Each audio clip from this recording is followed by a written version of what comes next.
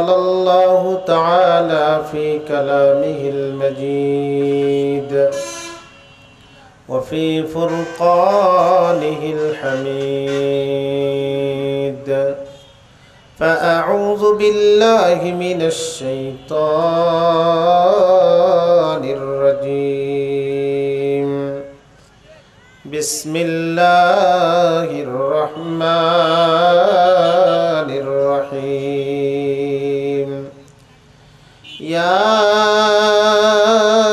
أيها الذين آمنوا قوا أنفسكم وأهليكم نارا وقودها الناس والحجارة عليها ملائكة غلاظ شداد لا يعصون الله ما أمرهم ويفعلون ما يؤمرون وقال تعالى إن تجتنبوا كبائر ما تنهون عنه نكفر عنكم سيئاتكم وندخلكم مدخلا كريما وقال تعالى يا أيتها النفس المطمئنة ارجعي إلى ربك راضية مرضية فادخلي في عبادي وادخلي جنتي وقال النبي صلى الله عليه وسلم روي عن علي رضي الله تعالى عنه قال من قرأ القرآن فاستظهره فأحل حلاله وحرم حرامه أدخله الله الجنة وشفعه في 10 من أهل بيته قد وجبت له النار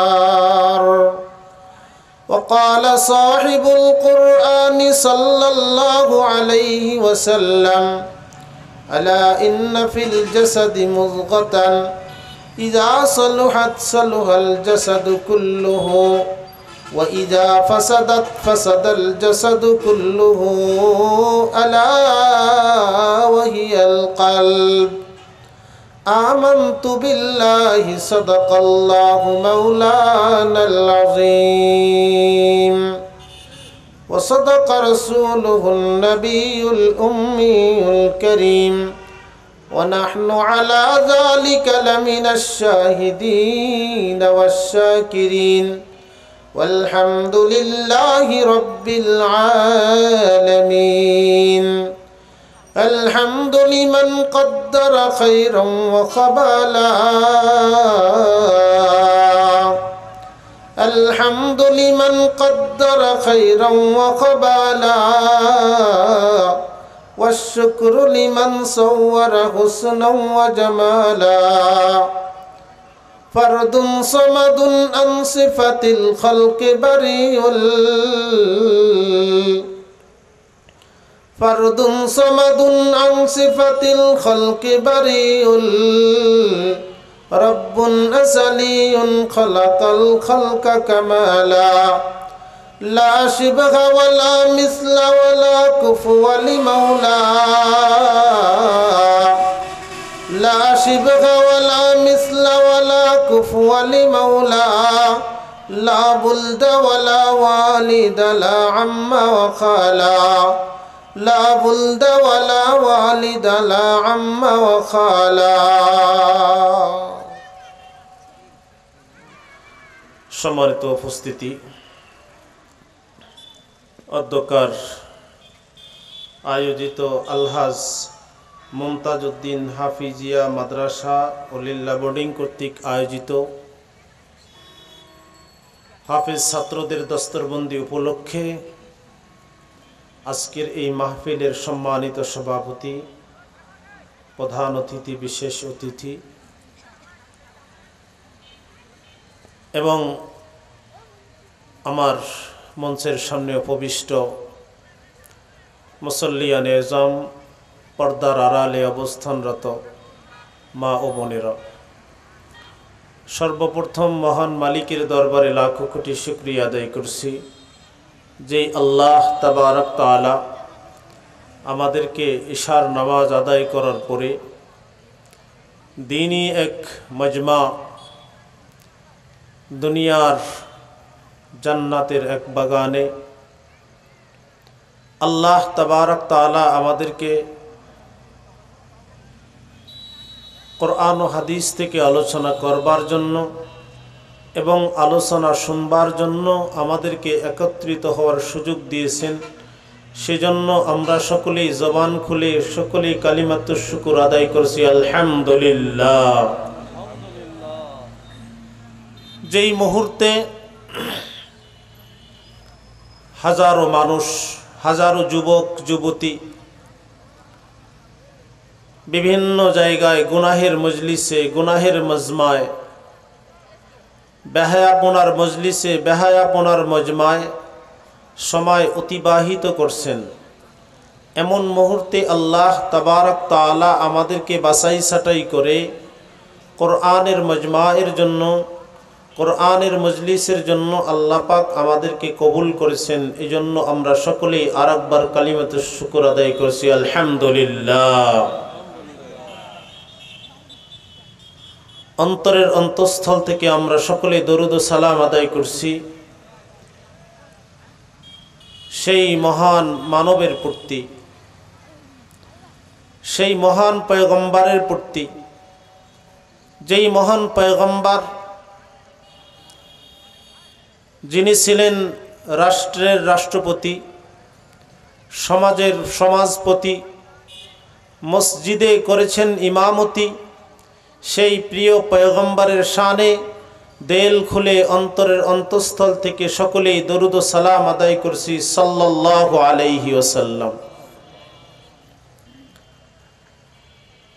আমি পবিত্র কালামে পাক থেকে সূরা আত-তাহরিম এবং সূরা নিসা এর দুইটি আয়াত তেলাওয়াত করেছি। প্রিয় নবী মুহাম্মদুর রাসূলুল্লাহ সাল্লাল্লাহু আলাইহি ওয়াসাল্লামের মোবারক জবান থেকে নিঃসৃত বাণীসমূহের দুখানা হাদিস পাঠ করেছি। তেলাওয়াতকৃত আয়াত ও হাদিসের আলোকে নির্ধারিত সময়ে আপনাদের সামনে দ্বীনি কিছু আলোচনা, আলোকপাত করার চেষ্টা করব ইনশাআল্লাহ। আমি যে কোরআনে কারীমের আয়াত তেলাওয়াত করেছি সেখানে আল্লাহ তাবারক তাআলা ইরশাদ করেছেন, ইয়া আইয়ুহাল্লাযীনা আমানু, ইয়া আইয়ুহাল্লাযীনা আমানু কু আনফুসাকুম ওয়া আহলিকুম নারা ওয়াকুদুহান নাস ওয়াল হিজারা আলাইহা মালাইকাতুন গিলাদুন শিদাদুল লা ইয়াসুনাল্লাহা মা আমারাহুম ওয়া ইয়াফআলুনা মা ইউমারুন। আল্লাহ তাবারক তাআলা বলেছেন, হে ঈমানদার বান্দারা, কু আনফুসাকুম ওয়া আহলিকুম নারা, তোমরা তোমাদেরকে জাহান্নামের আগুন থেকে বাঁচাও, ওয়া আহলিকুম, এবং তোমার আহাল, পরিবার পরিজন, পরিবার বর্গদেরকেও জাহান্নামের আগুন থেকে বাঁচাও। ওই জাহান্নামের আগুন ওয়াকুদুহান নাস ওয়াল হিজারা, যেই জাহান্নামের আগুনের ইন্ধন হবে মানুষ এবং পাথর, আলাইহা মালাইকাতুন গিলাদুন শিদাদ, যেই জাহান্নামের রক্ষক ফিরিস্তাগণ হবে অত্যন্ত কঠোর, লা ইয়াসুনাল্লাহা মা আমারাহুম, আল্লাহ তাবারক তাআলা তাদেরকে যা অর্ডার করে রেখেছেন তারা তাই পালন করবে, একটু ব্যত্যয় ঘটাবে না। ওয়ায়াফআলুনা মা ইউমারুন, আল্লাহর পক্ষ থেকে তাদেরকে যা নির্দেশ করা হয়েছে তারা তাই পালন করবে। আল্লাহ তাবারক তাআলা আমাদেরকে এখানে দুইটি জিনিস বলেছেন, ইয়া আইয়ুহাল্লাযীনা আমানু কু আনফুসাকুম ওয়া আহলিকুম নারা, হে ঈমানদার বান্দারা, তোমরা তোমাদেরকে বাঁচাও, তোমাদের পরিবারদেরকে বাঁচাও জাহান্নামের আগুন থেকে। ওই জাহান্নামের আগুন, যেই জাহান্নামের ইন্ধন হবে মানুষ এবং পাথর, আর সেই জাহান্নামের রক্ষক ফেরেশতা হবে অত্যন্ত কঠোর, অত্যন্ত কঠিন হৃদয়ের। লা ইয়াসুনাল্লাহা মা আমারাহুম, আল্লাহর পক্ষ থেকে তারা যা নির্দেশ পেয়েছেন তাই তারা পালন করতে একটু দ্বিধা করবে না। প্রিয় হাজরিন, দুনিয়ার জমিনে মানুষ যখন বিপদে পড়ে যায়, বিপদে পড়লে তার বিপদ থেকে উদ্ধার হওয়ার অনেকগুলো পথ সে বের করে, বিপদ থেকে মুক্তির জন্য অনেকগুলো পথ সে খুঁজতে থাকে। যেমন দলের লোক, পার্টির লোক, পরিবারের লোক, আত্মীয় স্বজন, বন্ধু বান্ধব, অর্থের ঘুষ, বিভিন্ন মাধ্যমে বিপদ থেকে মুক্তি পাওয়ার জন্য পথ খুঁজতে থাকে, ঠিক না বেঠিক? কিন্তু কিয়ামতের দিনে বান্দা যখন বিপদগ্রস্ত হয়ে জাহান্নামের জন্য আল্লাহর পক্ষ থেকে অর্ডার হয়ে যাবে, সেই মুহূর্তে একটা চুল পরিমাণ 19-20 হবে না। আল্লাহ তাবারক তাআলার শাস্তি যেভাবে আল্লাহ তাআলা দেওয়ার জন্য বলেছেন সেভাবেই শাস্তি হবে। আল্লাহ তাবারক তাআলা এজন্য বলেছেন, ইয়া আইয়ুহাল্লাযীনা আমানু কু আনফুসাকুম ওয়া আহলিকুম নারা, হে ঈমানদার বান্দারা, তোমরা তোমাদেরকে বাঁচাও জাহান্নামের আগুন থেকে। ওই জাহান্নাম, যেই জাহান্নামের ইন্ধন হবে মানুষ এবং পাথর, সেই জাহান্নামের আগুন থেকে তোমরা তোমাদের নিজেদেরকে বাঁচাও এবং তোমাদের পরিবারের লোকদেরকে বাঁচাও। নিজেদেরকেও রক্ষা করতে হবে এবং নিজের পরিবারের যারা অধীনস্থ যারা আছে তাদেরকেও রক্ষা করার দায়িত্ব আপনার আমার। আল্লাহ তাবারক তাআলা সেই দায়িত্ব আমাদেরকে দান করেছেন, দিয়েছেন। এই সমস্ত মাহফিলগুলো, যে মাহফিলগুলো হয়, মাহফিলগুলোর উদ্দেশ্য হলো মানুষের রূহানি খোরাক, মানুষের আত্মার চিকিৎসা। মানুষের আত্মা অসুস্থ হয়ে যায়, সেই অসুস্থতার চিকিৎসার জন্য এই সমস্ত মাহফিলগুলো করা হয়। কিন্তু এই মাহফিলগুলো থেকে আমরা কি শিক্ষা গ্রহণ করছি, আমাদের সমাজ কি শিক্ষা গ্রহণ করছে, আমরা কি খোরাক নিয়ে সেখান থেকে যাচ্ছি? মুসলমান ভাইরা আমার, মানুষের শরীর যেমন অসুস্থ হয়ে যায়, মানুষের 3.5 হাত বডি যেমন বিভিন্ন ধরনের রোগ আক্রান্ত হয়ে যায়, ঠিক সেরকমভাবে মানুষের আত্মাও কিন্তু রোগ আক্রান্ত হয়ে যায়। মানুষের শরীর যখন অসুস্থ হয়ে যায়, মানুষ শরীরের চিকিৎসা করানোর জন্য, চিকিৎসার জন্য টাকা পয়সা অর্থ করি এবং আত্মীয় স্বজন বন্ধু বান্ধব সকলের সহযোগিতা নিয়ে তার শরীরটা কিভাবে সুস্থ হয় সেই সুস্থতার জন্য সে প্রচেষ্টা চালিয়ে যায়। কিন্তু মানুষের আত্মাটাও তো অসুস্থ হয়ে যায়। আত্মা যখন অসুস্থ হয়ে যায়, আত্মা ট্রিটমেন্ট করার জন্য, চিকিৎসা করার জন্য কোনো পদক্ষেপ গ্রহণ করা হয় না। অথচ আল্লাহ তাবারক তাআলা কোরআনে কারীমের মধ্যে আত্মার অসুস্থতার কথা অনেক জায়গায় ইরশাদ করেছেন। কোরআনে কারীমে আল্লাহ রব্বুল আলামিন বলেছেন, ইন্নান নাফসা লাআম্মারাতুম বিসসূ, ইউসুফে আল্লাহ তাবারক তাআলা বলেছেন, ও দুনিয়ার মানুষ, মানুষের যে নফস আছে, মানুষের যে আত্মা আছে, এই আত্মাটার কয়েকটা প্রকার আছে, শ্রেণী আছে। এক নাম্বার হলো আত্মার এমন একটা প্রকার আছে যে আত্মাটা শুধু মানুষকে খারাপ কাজের কুমন্ত্রণা দেয়, খারাপ কাজ করার জন্য মানুষকে উৎসাহ দেয়, মানুষকে খারাপ কাজ করার জন্য মানুষকে ডাকে, মানুষকে শুধু খারাপের দিকে নিয়ে যায়। এই নফস, এই আত্মাটাকে বলা হয় নফসে আম্মারা। আল্লাহ তাবারক তাআলা বলেন, ওয়ামা উবাররিউ নফসি ইন্নান নাফসা লাআম্মারাতুম বিসসূ। আল্লাহ রাব্বুল আলামিন কোরআনে কারীমে সূরা ইউসুফের মধ্যে ইরশাদ করেছেন, ইউসুফ আলাইহিস সালাতু ওয়াস সালাম, ওনার পয়গম্বর ইউসুফ আলাইহিস সালাম সম্পর্কে আল্লাহ তাবারক তাআলা একটা সূরা নাজিল করেছেন, সূরা ইউসুফ। যে সূরার মধ্যে হযরত ইউসুফ আলাইহিস সালাতু ওয়াস সালামের ঘটনাকে নিয়ে বিশাল বিস্তৃতভাবে আল্লাহ রাব্বুল আলামিন আলোচনা করে এই উম্মতকে, এই জাতিকে আল্লাহ রাব্বুল আলামিন শিক্ষা দিয়েছেন। কোরআনে কারীমের ইরশাদ হচ্ছে, আল্লাহ রাব্বুল আলামিন বলেন, হযরত ইউসুফ আলাইহিস সালাতু ওয়াস সালাম বলেন, আমি আমার আত্মাকে পবিত্র নিজে বলছি না। আল্লাহ তাবারক তাআলা ইরশাদ করে বলেন, ইন্নান নাফসা লাআম্মারাতুম বিসসূ। মানুষের এক ধরনের আত্মা আছে, যে আত্মাটা শুধু মানুষকে খারাপ কাজের প্ররোচনা দেয়, খারাপ কাজ করার জন্য বলে, খারাপ কাজের দিকে ডাকে। আর এক প্রকারের আত্মা আছে, নফস আছে, রূহ আছে। আল্লাহ তাবারক তাআলা সূরা কিয়ামার 2 নম্বর আয়াতে বলেছেন, লা উকসিমু বিয়াউমিল কিয়ামা ওয়ালা উকসিমু বিন নাফসিল লাওয়ামা।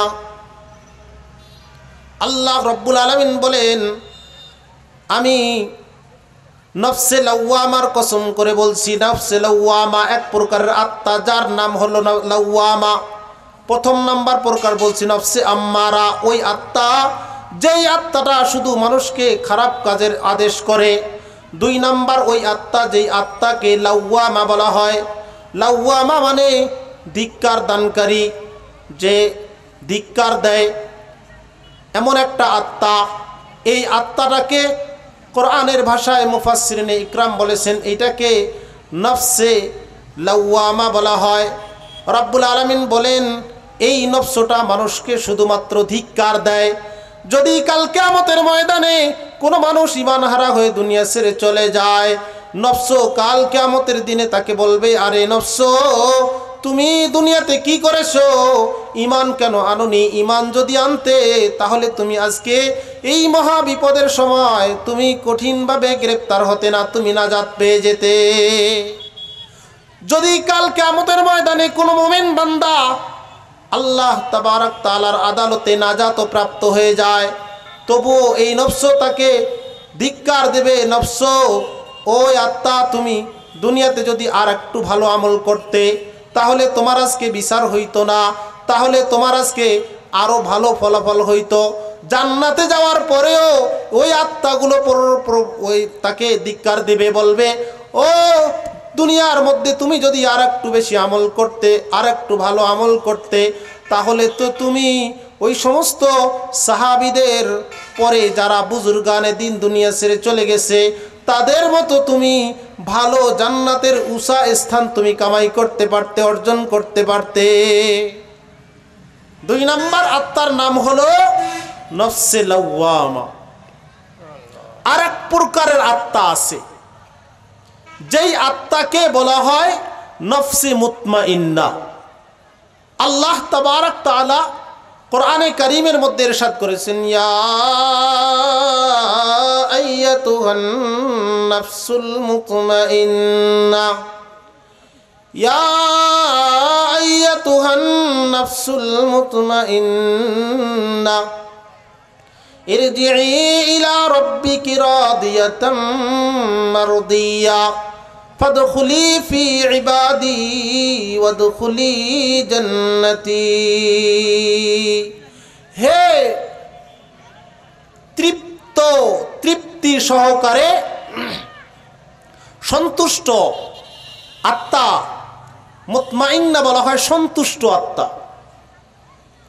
যেই আত্মা আল্লাহ তাবারক তাআলা কিয়ামতের দিনে ওই আত্মাকে ডেকে ডেকে বলবেন, ইয়া আইয়াতুহান নাফসুল মুতমাইন্না, ও আল্লাহর প্রতি সন্তুষ্ট তৃপ্ত আত্মা, ইরজিই ইলা রাব্বিকি রাদিয়াতাম মারদিয়া, তুমি ওই বান্দার দলভুক্ত হয়ে যাও যেই বান্দা রাদিয়া, আল্লাহর প্রতি সন্তুষ্ট, মারদিয়া ওই আত্মা যার প্রতি আল্লাহ তাবারক তাআলা সন্তুষ্ট। ফাদখুলি ফি ইবাদি ওয়াদখুলি জান্নাতি, তুমি আমার মুখলেস খালেস বান্দাদের অন্তর্ভুক্ত হয়ে যাও আর আমার জান্নাতে প্রবেশ করো। বলেন সুবহানাল্লাহ। তো আত্মা, আমাদের আত্মাটা রুগ্ন হয়ে যায়, অসুস্থ হয়ে যায়। এই আত্মার ট্রিটমেন্ট করতে হয়, চিকিৎসা করতে হয়। আত্মার চিকিৎসার জন্য এই মাহফিলগুলোকে কায়েম করা হয়, মাহফিলগুলোকে ব্যবস্থা করা হয়, মাহফিলগুলোর আয়োজন করা হয় মানুষের আত্মার রোগগুলোকে দূর করার জন্য, আত্মার রোগগুলোকে নির্ণয় করার জন্য, মানুষের আত্মার চিকিৎসা করার জন্য এই মাহফিলগুলোর প্রয়োজন আছে না নাই? জোরে বলেন আছে না নাই? আছে। আমরা যদি আমাদের আত্মা, আমাদের অন্তর যে নষ্ট হয়ে যাচ্ছে, আমাদের অন্তরগুলো নষ্ট হওয়ার কারণে আমরা যে আজকে অসুস্থ হয়ে যাচ্ছি, আমাদের ভিতরটা যে অসুস্থ হয়ে গেছে, ভিতরটা যে অসুস্থ হয়ে যাচ্ছে, যার কারণে আজকে সমাজের মধ্যে যত বিশৃঙ্খলা, অনিয়ম, গুনাহ, জিনা, ব্যভিচার, সুদ, ঘুষ, যত অনিয়ম, এগুলো হয় মানুষের শারীরিক রোগের কারণে না, এগুলো হয় মানুষের আত্মার রোগের কারণে। ঠিক না বেঠিক? মানুষের আত্মার রোগের কারণে এগুলো হয়। নফস, আত্মা এটা রুগ্ন হয়। এটা আমাদের প্রিয় পয়গম্বর মুহাম্মদুর রাসূলুল্লাহ সাল্লাল্লাহু আলাইহি ওয়াসাল্লাম এই আত্মার রোগ থেকে আল্লাহর কাছে পানা চাইতেন।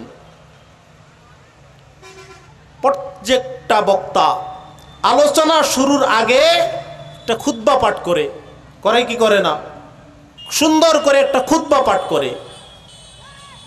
আল্লাহর প্যারা নবী মুহাম্মদুর রাসূলুল্লাহ সাল্লাল্লাহু আলাইহি ওয়াসাল্লামও এই খুতবাটি পাঠ করতেন।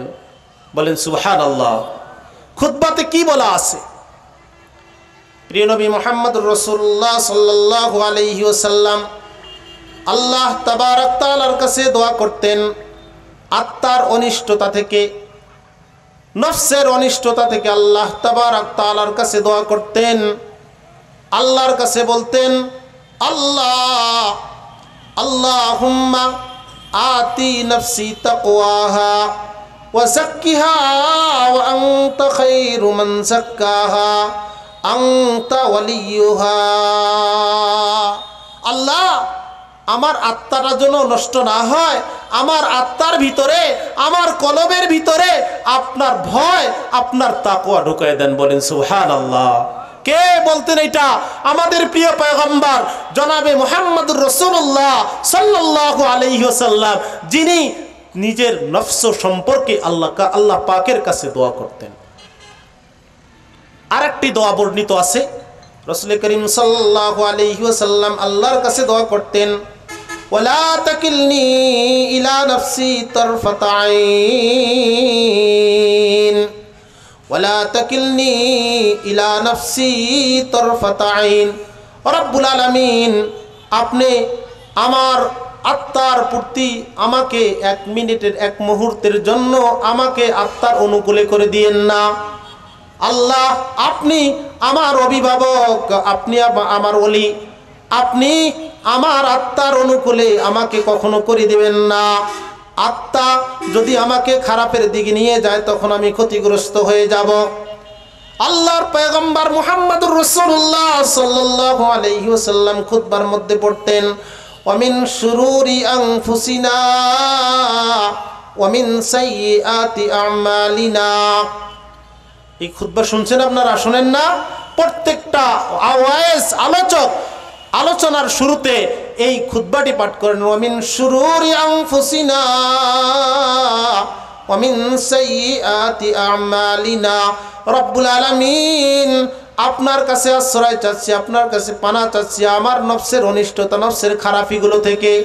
আমার আত্মা যেন খারাপ না হয়ে যায়, আত্মার খারাপিগুলো থেকে আমি আপনার কাছে ক্ষমা প্রার্থনা করছি।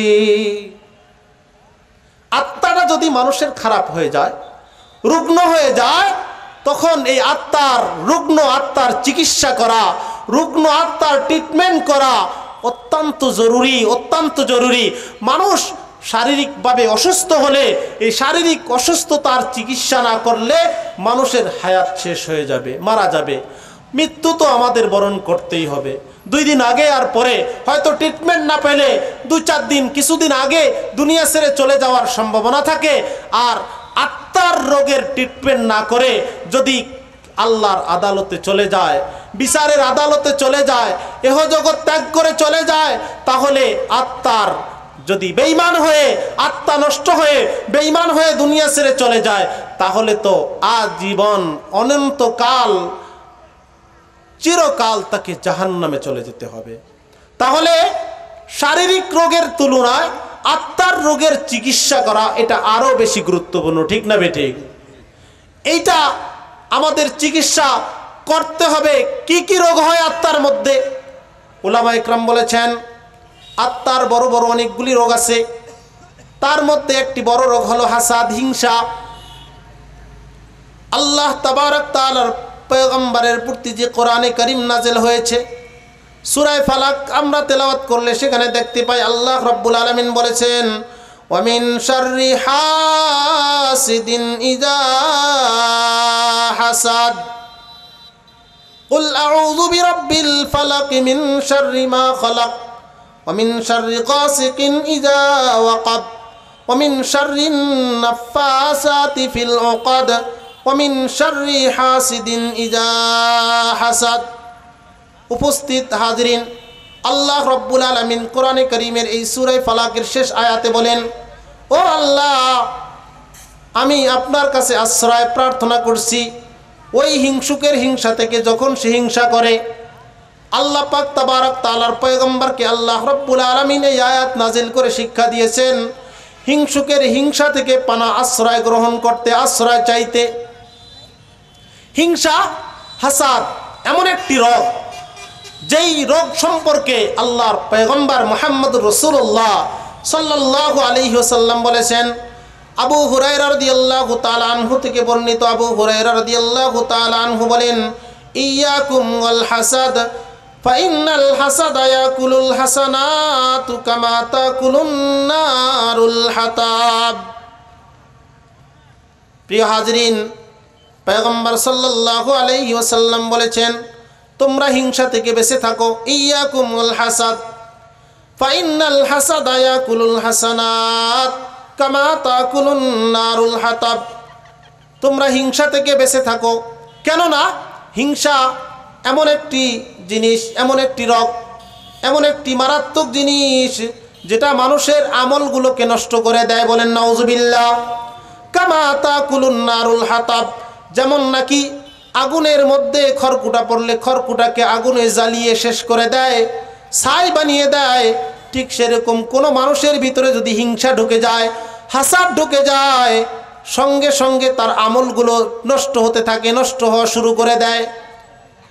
প্রিয় হাজিরিন, আল্লাহ রাব্বুল আলামিনের পয়গম্বর যেই কথাটি বলেছেন, হিংসা এমন একটি জিনিস, যেই হিংসা যার ভিতরে ঢুকবে, হাসাদ যার ভিতরে ঢুকবে, সেই ব্যক্তির আমলগুলোকে ধ্বংস করে দিবে, আমলগুলো নষ্ট হয়ে যাবে। যেমন আমল নষ্ট যখন হয়ে যাবে, কিয়ামতের দিনে আমরা আমল শূন্য হয়ে যাব, তখন কি অবস্থা হয়ে যাবে? হাসাদ কাকে বলে? হিংসা, হাসাদ কাকে বলে? হাসাদ বলা হয় অপর কোনো ব্যক্তির ভালো দেখে সহ্য করতে না পারা অন্তর্জ্বালা সৃষ্টি হওয়াকে হাসাদ বলা হয়। অপর ব্যক্তির ভালো কিছু দেখতে না পারা, অপর ব্যক্তির ভালো কিছু হতে দেখলে সেটার জন্য অন্তর্জ্বালা সৃষ্টি হওয়াকে হাসাদ বলে। হাসাদ এমন একটি জিনিস যেটার কারণে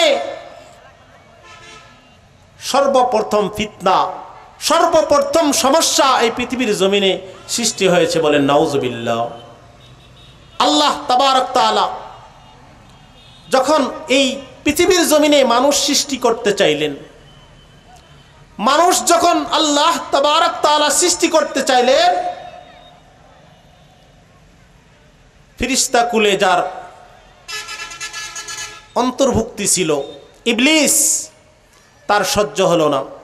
আল্লাহ তাবারক তাআলা বললেন, ইন্নী জাইলুন ফিল আরদি খলিফা ক্বালু আতাজালু ফিহা মান ইউফসিদু ফিহা ওয়া ইয়াসফিকুদ দিমা ওয়া নাহনু নুসাব্বিহু লাকা ওয়া নাহনু নুসাব্বিহু ওয়া নুকদ্দিসু লাক। আল্লাহ তাবারক তাআলা বলেন, যখন আল্লাহ রব্বুল আলামিন এই জমিনের মধ্যে বনি আদমকে সৃষ্টি করতে চাইলেন, আল্লাহ পাক বলেন আমি পৃথিবীর জমিনে খলিফা সৃষ্টি করব। তখন ওই ফেরেশতা বলতে শুরু করলো, আপনি তাদেরকে কেন সৃষ্টি করবেন? তারা তো দুনিয়ার মধ্যে গিয়ে ফিতনা ফাসাদ সৃষ্টি করবে। আর আপনার পবিত্রতা বর্ণনা করার জন্য তো আমরাই যথেষ্ট। ওয়া নাহনু নুসাব্বিহু, আমরাই তো আপনার তাসবিহ পাঠ করছি, আমরাই তো আপনার তাসবিহ পাঠ করার জন্য, আপনার বরত্ব বর্ণনা করার জন্য আমরাই তো যথেষ্ট। আল্লাহ পাক বলেন, ইন্নী আ'লামু মা লা তা'লামুন, আরে তোমরা জানো না, আমি আল্লাহ যা জানি তোমরা কিন্তু তা জানো না। আমি পৃথিবীর মধ্যে বনি আদম সৃষ্টি করব, আমি পৃথিবীর মধ্যে খলিফা সৃষ্টি করব। যখন আল্লাহ রব্বুল আলামিন আদম আলাইহিস সালাতু ওয়াস সালামকে সৃষ্টি করলেন, সৃষ্টি করার পরে আল্লাহ তাবারক তাআলা অর্ডার করলেন যে যাও সিজদা করো, ফাসাজাদু। যখন আল্লাহ রব্বুল আলামিন ফেরেশতাদেরকে সিজদা করার জন্য অর্ডার করলেন বনি আদম আলাইহিস সালাতু ওয়াস সালামকে, সকল ফেরেশতা সিজদা করলো, কিন্তু ইবলিসে সিজদা করলো না। আবা ওয়াস্তাকবারা ওয়া কানা মিনাল কাফিরিন, অস্বীকার করলো, সে কাফেরের অন্তর্ভুক্ত হয়ে গেল। আর আল্লাহকে বলল, আসজুদু লিমান খালাকতা তিনা, আমি কি ওই জাতিকে সৃষ্টি করব যাকে আপনি মাটি দিয়ে সৃষ্টি করেছেন? আমি তো তাকে সিজদা করব না।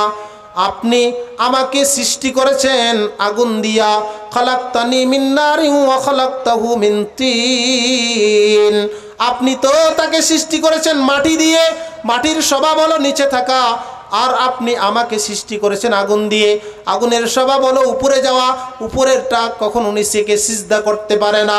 আল্লাহ রব্বুল আলামিনের অর্ডারকে অস্বীকার করলো, অহংকার আসলো, হাসাদ, যে মাটি দিয়ে সৃষ্টি করলো, আমাকে আগে সৃষ্টি করা হয়েছে, তাকে পরে সৃষ্টি করা হয়েছে, আমাকে আগে সৃষ্টি করার পরেও তাকে কেন সিজদা করতে বলছে? তার ভিতরে হিংসা জেগেছে, হাসাদ সৃষ্টি হয়েছে। হাসাদের কারণে আল্লাহ রব্বুল আলামিন তাকে এই পৃথিবীর জমিনে পরজগতে, এহ জগতে, পরজগতে, উভয় জগতে লাঞ্ছনার বানিয়েছে, লাঞ্ছিত বঞ্চিত বানিয়ে দিয়েছেন।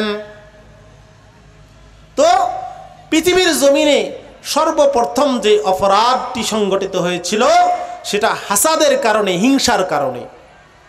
আর এই পৃথিবীর জমিনে সর্বপ্রথম কতল, যে হত্যার সংগঠিত হয়েছিল, সেটাও হয়েছিল হিংসার কারণে, হাসাদের কারণে।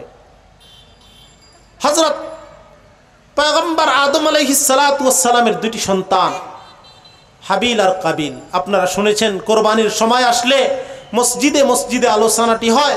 কাবিলে হিংসায় হিংসুক হয়ে গেল যে হাবিলকে দিয়ে যখন সুন্দরী মেয়েটার বিবাহ হতে শুরু হলো, আল্লাহর অর্ডার হলো হাবিলের সঙ্গে তার অপর ভাইয়ের সঙ্গে যে বোনটা জন্মগ্রহণ করেছে তাকে দিয়ে বিবাহ হবে।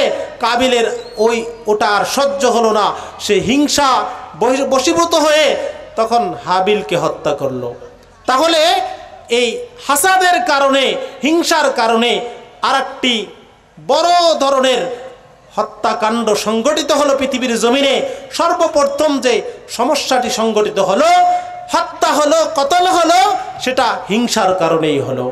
প্রিয় হাজরিন, আজকে আমরা আমাদের সমাজের দিকে তাকাই।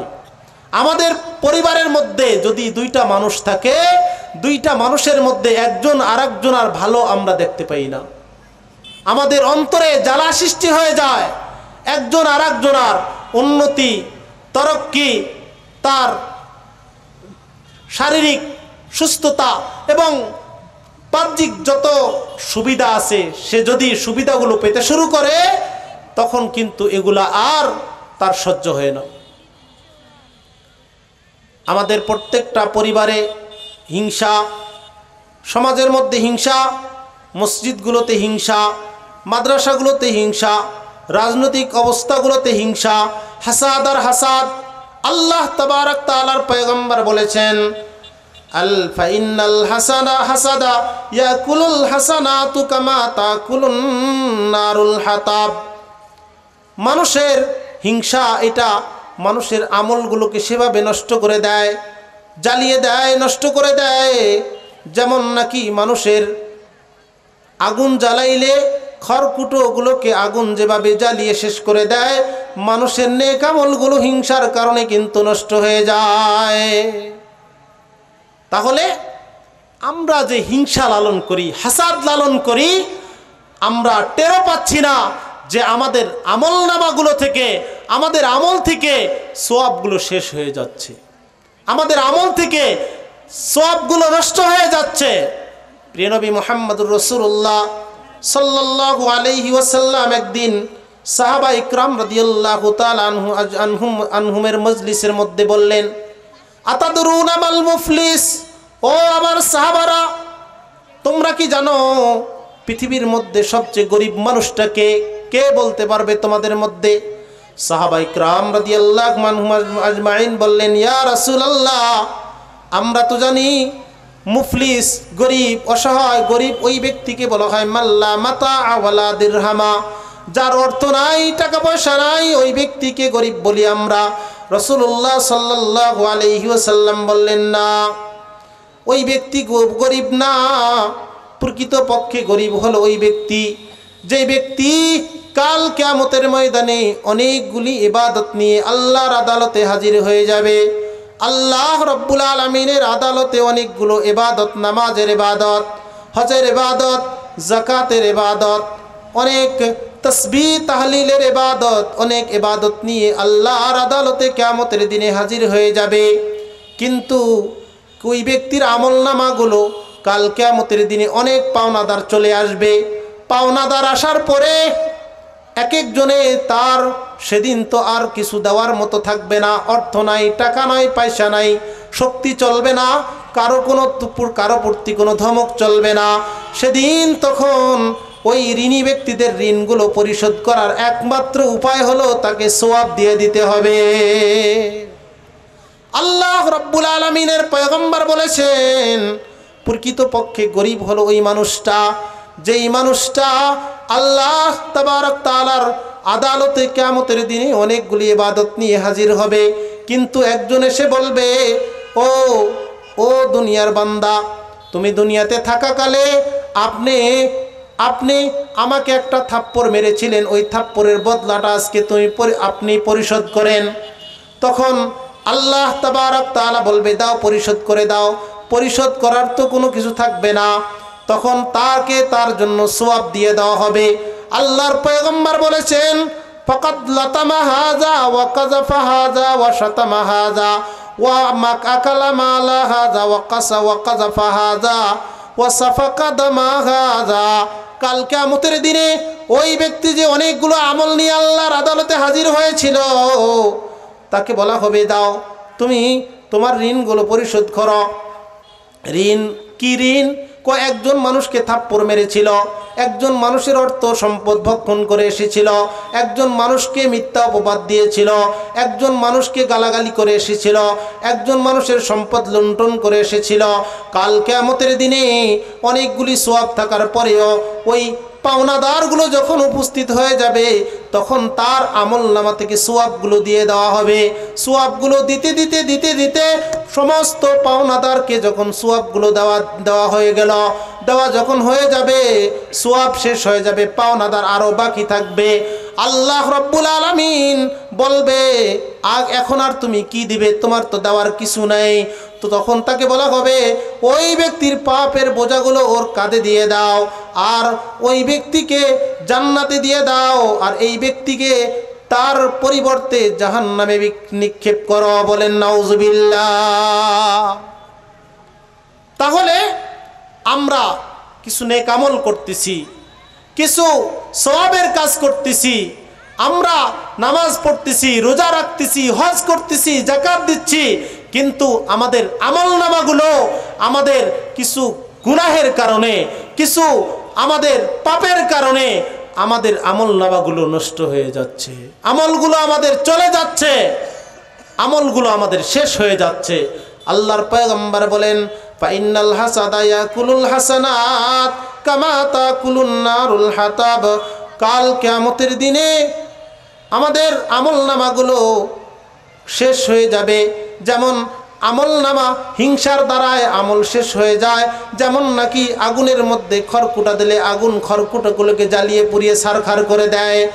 প্রিয় হাজিরিন, আল্লাহ তাবারক তাআলা আপনাকে আমাকে যে বুঝ দিয়েছেন, জ্ঞান দিয়েছেন, আমাদের আত্মাগুলো যখন রুগ্ন হয়ে যায়, আত্মাগুলো যখন অসুস্থ হয়ে যায়, আত্মার রোগ একটা, হিংসা এটা একটা মারাত্মক রোগ। হিংসা হাসাদ এটা অনেক বড় একটি মারাত্মক রোগ। এই হিংসা হাসাদ থেকে আমাদের আত্মাগুলোকে পরিত্যাগ করতে হবে। মা বোনেরা হিংসা হাসাদ থেকে নিজের আত্মাকে পরিষ্কার করবে। যারা মুসল্লি আছে তারা হিংসা থেকে আত্মাগুলোকে পরিষ্কার করবে। কিভাবে পরিষ্কার করবে? আত্মাগুলো যখন রুগ্ন হয়ে যায় তখন আমাদেরকে এগুলো মানুষের সমালোচনা, মানুষের প্রতি গীবত করা, মানুষের প্রতি অবিচার করা, মানুষের হিংসা ফাসাদ, হিংসা হাসাদ ইত্যাদি ইত্যাদি এই সমস্ত রোগগুলো যেগুলো আমাদের অন্তরে স্থান পেয়েছে সেগুলো আমাদেরকে ছেড়ে দিতে হবে। এই পাপ কাজগুলো আমাদেরকে পাপ মনে করে ছেড়ে দিতে হবে। হযরতে ইমামে আবু হানিফা রাহিমাহুল্লাহু তাআলা আনহু, হযরত ইমাম আবু হানিফা রাহিমাহুল্লাহু তাআলা আনহু,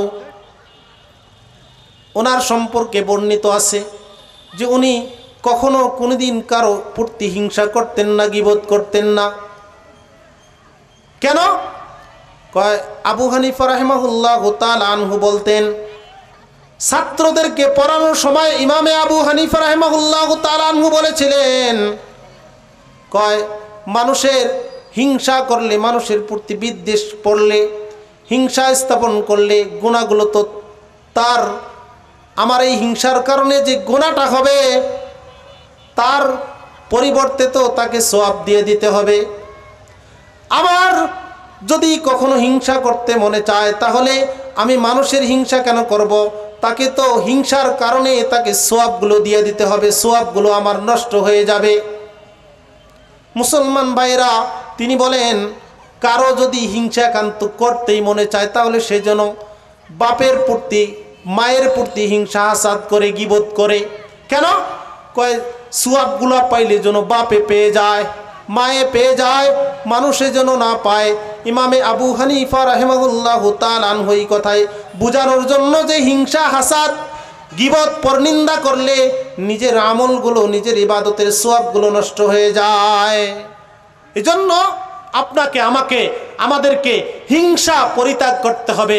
আজকে আমাদের সমাজের মধ্যে এত হিংসা আর হাসাদ, একটা মসজিদ, মসজিদের মধ্যে হিংসা, একটা মাদ্রাসা, মাদ্রাসার প্রতি মানুষের হিংসা হাসাদ বিদ্বেষ, একটা মাহফিল, এই মাহফিলের প্রতি হিংসা, একজন সমাজের মানুষ ভালো চলছে তার প্রতি হিংসা হাসাদ। হাসাদ করা যাবে না। আল্লাহ তাবারক তাআলা যে সমস্ত বড় বড় পাপ আছে তার মধ্যে একটি বড় পাপ হলো হিংসা করা।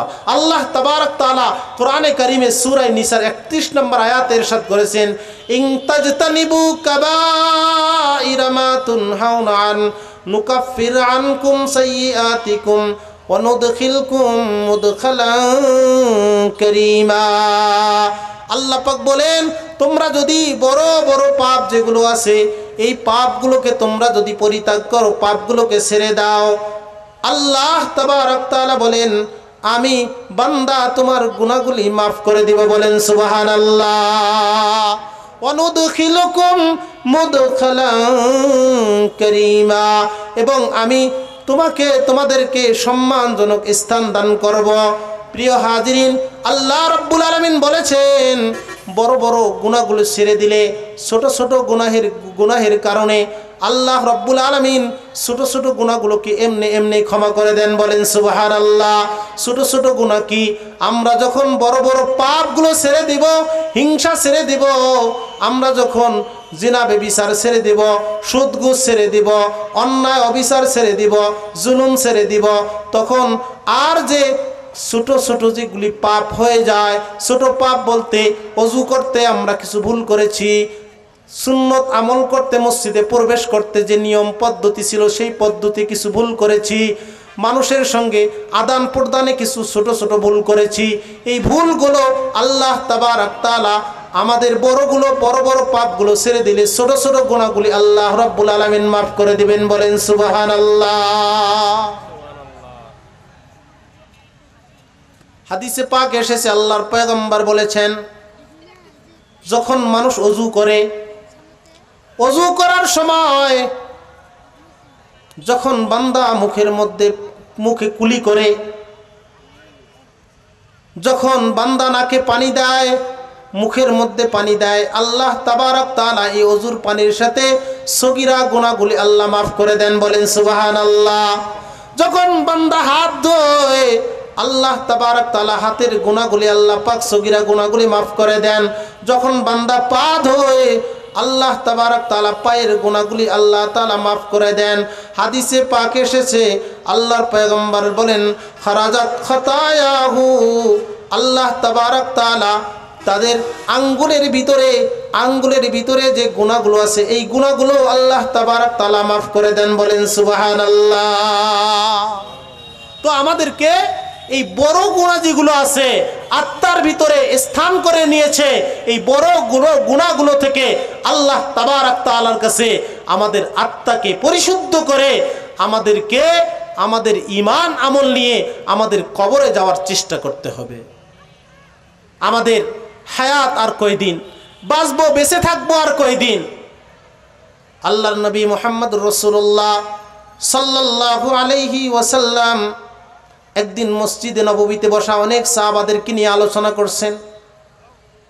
আমর ইবনুল আস রাদিয়াল্লাহু তাআলা আনহু বর্ণনা করেন, আল্লাহর পেয়ারা পয়গম্বর সাহাবীদেরকে বলছেন যে দেখো, এই মসজিদের এই গেট দিয়ে একটু পরে একজন ব্যক্তি প্রবেশ করবে, ওই মানুষটা জান্নাতি। বলেন সুবহানাল্লাহ।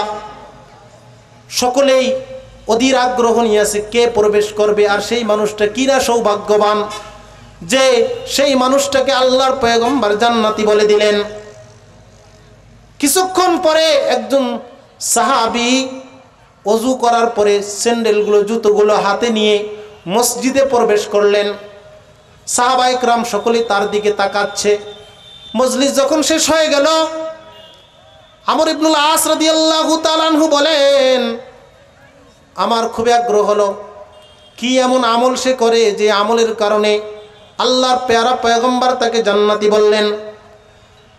মজলিস যখন শেষ, আমর ইবনুল আস রাদিয়াল্লাহু তাআলা আনহু ওই সাহাবীর পিছু নিলেন, চললেন। কিছু দূর চলার পরে আমর ইবনুল আস রাদিয়াল্লাহু তাআলা আনহু তার কাছে অনুমতি চাইলেন, ও আল্লাহর নবীর সাহাবী, আপনি যদি একটু অনুমতি দেন আমি আপনার সঙ্গে আপনার বাসায় 2-3 দিন পার করব, আপনি কি অনুমতি দিবেন? সরল মনে আল্লাহর নবীর সাহাবী অনুমতি দিয়ে দিলেন, হ্যাঁ কোনো অসুবিধা নাই, তুমি আমার সঙ্গে 2-3 দিন থাকতে পারবে, কোনো অসুবিধা নাই, চলো।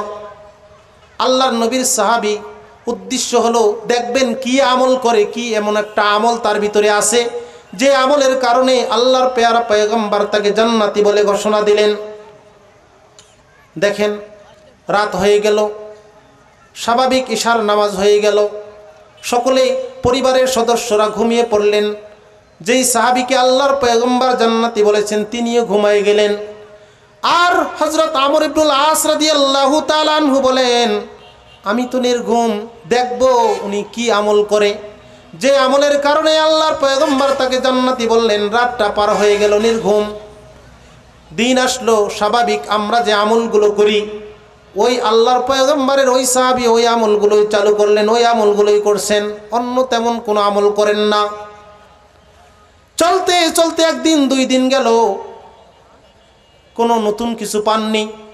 হযরত আমর ইবনুল আস রাদিয়াল্লাহু তাআলা আনহু বলেন, আমি শেষ পর্যন্ত জিজ্ঞাসাই করলাম, ওগো আল্লাহর পয়গম্বরের সাহাবা, সেদিনের ঘটনা, আল্লাহর পয়গম্বর মুহাম্মদুর রাসূলুল্লাহ সাল্লাল্লাহু আলাইহি ওয়াসাল্লাম আপনাকে জান্নাতি বলেছেন, কি এমন একটা আমল আপনি করেন যার কারণে আল্লাহর পয়গম্বর আপনাকে জান্নাতি বলেছেন? ওই সাহাবীর নাম হাদিসে পাক এসেছে হযরত সাদ বিন আবি ওয়াক্কাস রাদিয়াল্লাহু তাআলা আনহু।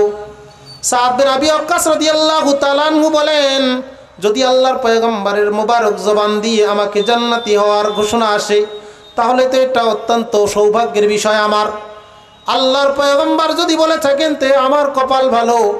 তবে আমার তেমন কোনো আমল নাই, আমি তেমন কোনো আমল করি না, একটা শুধু আমল। হয়তো সেটার কারণে আল্লাহর পয়গম্বর মুহাম্মদুর রাসূলুল্লাহ সাল্লাল্লাহু আলাইহি ওয়াসাল্লাম এই কথাটি বলে থাকতে পারেন। কি আমল সেইটা? হযরত সাদ বিন আবি ওয়াক্কাস রাদিয়াল্লাহু আনহু বলেন, আমি কোনো মানুষের প্রতি হিংসা, মানুষের প্রতি হাসাদ হিংসা রেখে আমি রাত্রি যাপন করি না, আমি মানুষকে ক্ষমা করে দেই। বলেন সুবহানাল্লাহ। হিংসা করে কি লাভ? হিংসা করে কি হবে? কয়দিন আর এই দুনিয়াতে আমরা বাঁচব? আল্লাহ তাবারক তাআলা দুনিয়াতে যার জন্য যেটা বরাদ্দ রেখেছে সে সেটা অবশ্যই দুনিয়ার মধ্যে পাবে।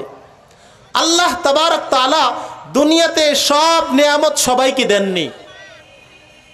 আল্লাহ রব্বুল আলামিন এক একজনকে এক একটা নিয়ামত দিয়ে আল্লাহ রব্বুল আলামিন নিয়ামত দান করেছেন। কাউকে আল্লাহ রব্বুল আলামিন অনেক সম্পদ দান করেছেন, আবার কাউকে আল্লাহ তাবারক তাআলা সুস্বাস্থ্য দান করেছেন। আল্লাহ তাবারক তাআলা কাউকে সন্তান দিয়েছেন, কাউকে নিঃসন্তান করেছেন। আল্লাহ রব্বুল আলামিন কাউকে অনেক বড় চাকরির ব্যবস্থা করে দিয়েছেন, অনেক বড় পদের আসীন করেছেন। আল্লাহ তাবারক তাআলা এক একজনকে আল্লাহ তাবারক তাআলা এক একটা নিয়ামত দান করেছেন। বলেন ঠিক না বেঠিক? অনেককে আল্লাহ তাআলা সুস্বাস্থ্য দিয়েছেন কিন্তু সম্পদ নাই, অনেকের অনেক সম্পদ আছে কিন্তু সন্তান একটা মাজুর, সন্তান একটা প্রতিবন্ধী। দেখেন আল্লাহ তাবারক তাআলা এক একজনকে এক একটা নিয়ামত দান করেছেন। দুনিয়া এমন একটি জায়গা, যেই জায়গার মধ্যে সুখও থাকবে দুঃখও থাকবে। যেই জায়গায় দুনিয়া এমন একটি স্থান যেখানে শুধু সুখ এমনটা না, শুধুমাত্র দুঃখ আর কষ্ট এমনটাও না। দুনিয়া এমন একটি জায়গা যেখানে সুখও আছে দুঃখও আছে, শুধু সুখ আছে এমনটা না, শুধুমাত্র দুঃখ কষ্ট আছে এমনটাও না। আল্লাহ তাবারক তাআলা যাকে যে যে নিয়ামতটা দান করেছেন এটা অনেক বড় আল্লাহ তাবারক তাআলার নিয়ামত। আল্লাহ তাবারক তাআলা দুনিয়াতে কাকে কি নিয়ামত দিয়েছেন সেটা আল্লাহ রব্বুল আলামিন ভালো জানেন। কাকে কোনটা দেওয়া দরকার আল্লাহ তাআলা তাকে সেটাই দান করেছেন। সুতরাং আল্লাহ তাবারক তাআলা যাকে যে নিয়ামত আল্লাহ তাআলা দিয়েছেন সেটা সে এই দুনিয়াতে পাওয়ার যোগ্য বিধায় আল্লাহ তাআলা দিয়েছেন। আল্লাহ তাআলা অন্য ব্যক্তিকে কোনো নিয়ামত দান করেছেন, সেই নিয়ামতের কারণে আপনি তার প্রতি হিংসা করলেন, হাসাদ করলেন, আর হিংসা বিদ্বেষের কারণে আপনি আপনার আমলগুলোকে নষ্ট করলেন। এটা তো হয় না, এটা তো আপনার ক্ষতি আপনি নিজেই করছেন। আপনার ক্ষতি, আপনার নিজের ক্ষতি আপনি নিজেই করার কারণে আপনি পরজগতে অনেক বড় ক্ষতিগ্রস্ত হয়ে যাচ্ছেন। এই জন্য আমরা সমাজের মধ্যে ভালো থাকার জন্য, ভালো চলার জন্য আমাদেরকে হিংসা বিদ্বেষ পরিহার করতে হবে। হিংসা বিদ্বেষকে যদি আমরা পরিহার করতে পারি তাহলে আমরা সমাজের মধ্যে ভালো চলতে পারবো। আল্লাহ পাক যে কয়দিন আমাদেরকে হায়াত দান করেছেন সে কয়দিন আমরা ঈমান আমলের সাথে চলার চেষ্টা করব। আল্লাহ তাবারক তাআলার কাছে আমাদেরকে বেশি বেশি যে আমলগুলো করতে হবে সে আমলগুলো হলো আমাদেরকে যে আত্মার যে রোগগুলো আছে, হিংসা, কিবির, অহংকার, দাম্ভিকতা, পারিশ্রিকতা, এই রোগগুলো আমাদের অন্তর থেকে ঝেড়ে ফেলতে হবে। আর সমাজের মধ্যে আমাদের হিংসা বিদ্বেষ ভুলে, আমাদের অহংকারী ভুলে আমাদেরকে আল্লাহ তাবারক তাআলার দাসত্ব আর গোলামি করে আমাদের এই বাকি হায়াতটা, বাকি জীবনটা আমাদেরকে পার করতে হবে। সম্মানিত হাজরিন, আজকে আমরা আমাদের অশান্তিগুলোর মূল কারণ হলো হিংসার কারণে সমাজের মধ্যে হত্যা, খুন, রাহাজানি, সকল ধরনের এই অপরাধগুলো সংগঠিত হয়। আমাদের আত্মার বড় রোগ, এই রোগ হিংসা, অহংকার, এই রোগগুলোর কারণে আমাদের সমাজের মধ্যে আজকে এই অশান্তি, বিশৃঙ্খলা। আজকে আমরা দুইজন থাকলে দুজনের মধ্যে হিংসা, চারজন থাকলে চারজনের মধ্যে হিংসা, পরিবারের মধ্যে পাঁচজন সদস্য থাকলে তাদের মধ্যে হিংসা, হাসাদ। আর এরকমভাবে আমরা একটা মসজিদের মধ্যে সেখানেও হিংসা, একটা মাদ্রাসার মধ্যে সেখানেও হিংসা, রাজনৈতিক পলিটিক্যালে যাবেন সেখানেও হিংসা, হাসাদ। এগুলোর কারণে আজকে সমাজের মধ্যে অশান্তি, অস্থিরতা। আমরা হিংসা, হাসাদ, বিদ্বেষ এগুলোকে ভুলে আমরা যদি আল্লাহ তাবারক তাআলার দাসত্ব আর ইবাদত বন্দিগিতে আমাদের জীবনটাকে আমরা কাটাইতে পারি, তাহলে আমরা আমাদের হায়াতটার ইহজগতেও সফলতা পাবো, পরজগতেও আমরা সফলতা পাবো। আল্লাহ তাবারক তাআলা আপনাকে, আমাকে, আমাদের সকলকে আত্মার রোগগুলো থেকে মুক্ত থেকে আল্লাহর দাসত্ব আর গোলামি করার তৌফিক দান করেন। আল্লাহ তাআলা সবাইকে তৌফিক দান করেন। সকলে বলেন আমিন। ওমা আলাইনা ইল্লাল বালাগ। এর পরবর্তীতে যিনি কোরআন ও হাদিস থেকে আলোচনা করবেন উনি এসেছেন। আল্লাহ তাআলা আমাদের সকলকে তৌফিক দান করেন। মনোযোগ সহকারে শ্রবণ করা।